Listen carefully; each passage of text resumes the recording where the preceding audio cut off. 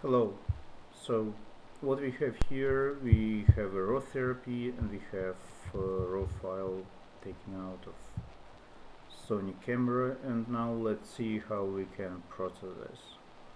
It might take few minutes, but it's not rocket science, and let me show how it looks like. So let's open file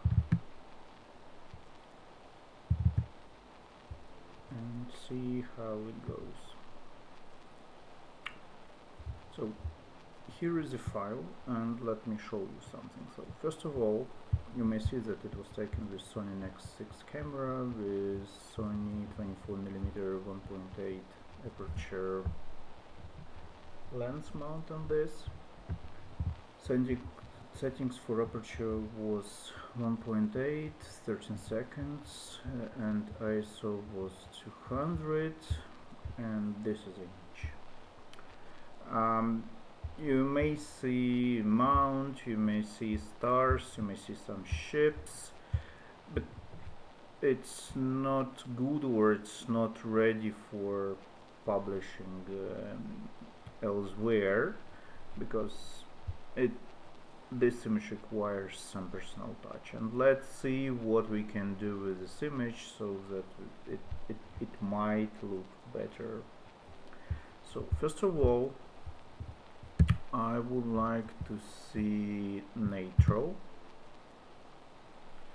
and you may see how image immediately became darker, and this is one of the features of raw therapy. When you open a file, it tries to apply some default settings how it would fix the exposure, but since we are making this manually, let us decide how to exposure it.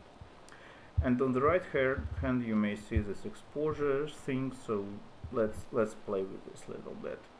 So let's start with blacks, and let's lower blacks, and while I'm doing so, you may see how image itself becomes brighter. Then I would like to increase contrast a little bit. I would like to increase saturation so that it will be more colorful, let's say it this way. But that's it. My first and probably false move would be to compensate exposure. Let me show you what will be there. So you see that image itself becomes brighter, but the problem with increasing the overall exposure of the image is that your skies become lighter, and you would want your skies to stay dark. But the rest of the picture, yes, it would definitely make sense to have brighter. So let me get back exposure to its default value, and I will show you how you can work it out slightly differently, because in raw therapy we have a different tool, and it is called graduated filter. So let me enable it first of all. Let me show it, and you may see that a higher part of the image became darker. What I would like to do, so look, this is the, let's say, mount line.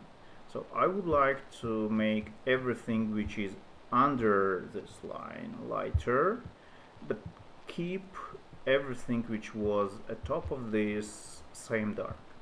And this tool is usually used as it's set by default, so that it makes upper thin darker, and it is used for your daylight photography when you would like to decrease exposure of your overexposed sky and have your ground level details same exposed as they were by default.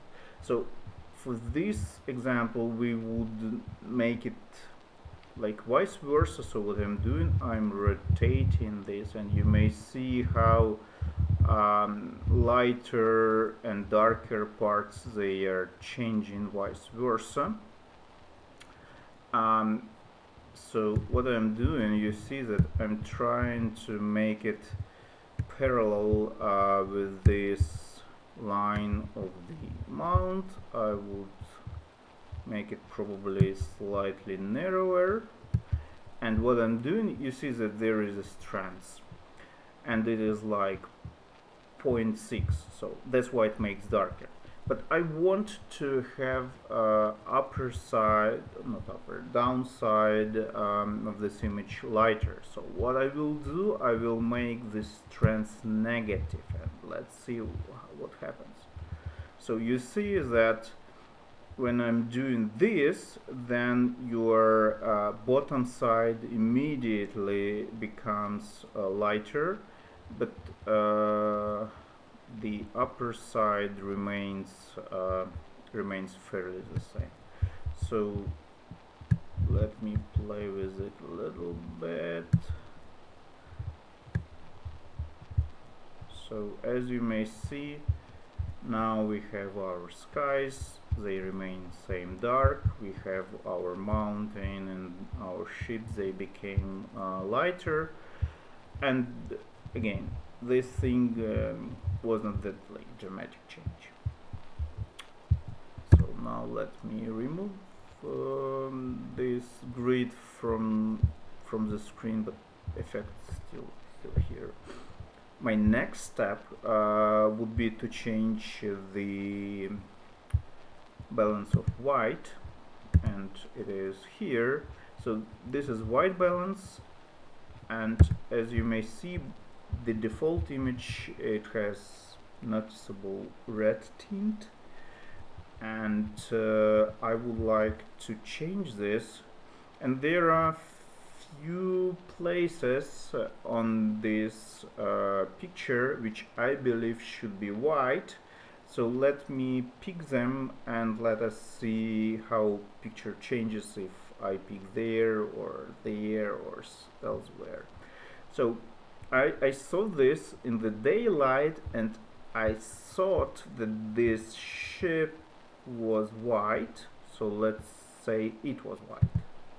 Okay, so you see picture changed, and now we have truly blue skies, we have greenish trees, but it is way too blue.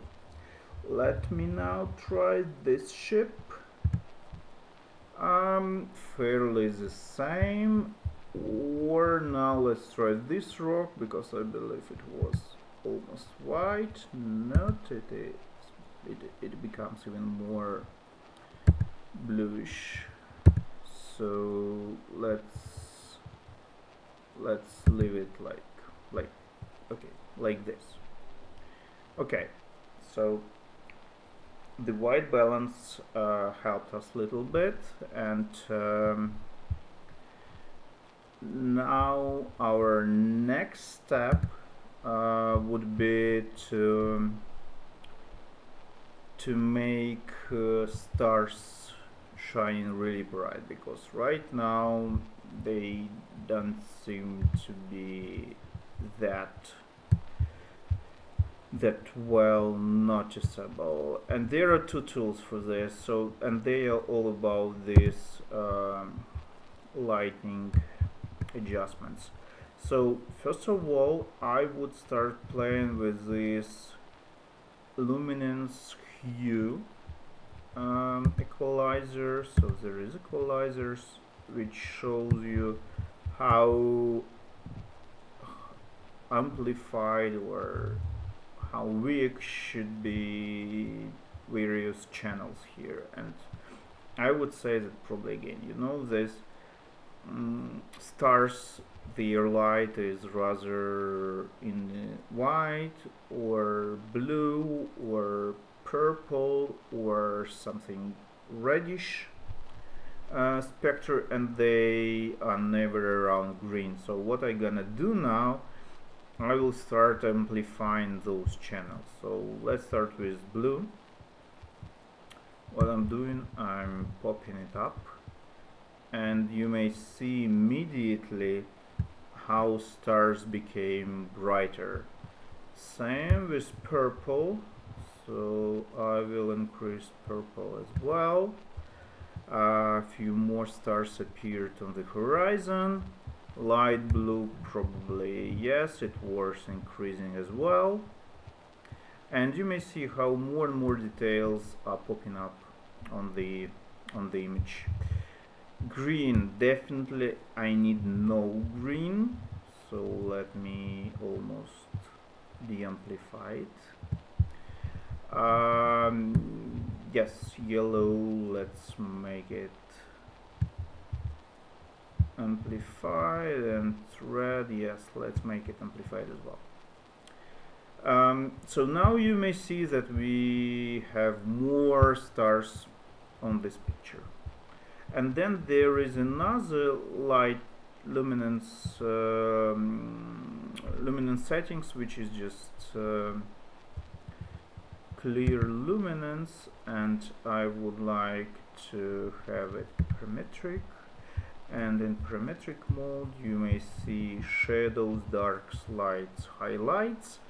And let me show you how shadows basically make the difference here. So what I'm doing now is I'm moving shadows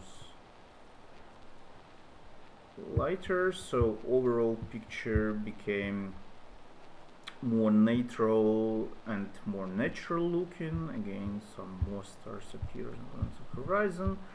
When I play with darks, lights and highlights, effect is slightly different, and I will show you how they impact the picture, but me personally, I would never play with them. So let's see how it goes.